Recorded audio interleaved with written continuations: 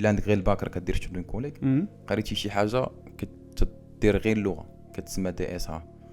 دي اس ا هي اللي درت مثلا انا كتدفع الجامعات ديك لاكسبتاسيون اللي كتجيك كيقولوا لك ما غاديش تبدا تدخل تقرا نيشان، هي مشروطه هذيك الاكسبتاسيون. كيقول لك غدوز واحد 6 شهور اللي غدير فيها اللغه كتقرا غير اللغه. انا قريت غير اللغه في ديك ماشي 6 شهور. شحال تاع الوقت 6 شهور؟ قريت انا درت واحد الكورس في تي او ديال كايزرسلاوترن. كان واحد الكول اللي هو شويه انتونسيف 3 شهور. كنا من اثنين حتى الجمعه الدويتش ماشي يا وفي الاخر زي انتنسيف.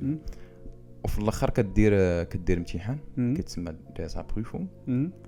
وعلى حسب كل جامعه شنو الشرط ديالها. كاين اللي كيقول لك تجيب دي اس ا 2، كاين اللي كيقول غير دي اس ا 1 باش تدخل انك تقرا. المهم اللي ما كيفهمش شنو دي اس ا 1 هادو شتوفوا الليفلز ديال اللغه. الليفلز ديال اللغه فوالا.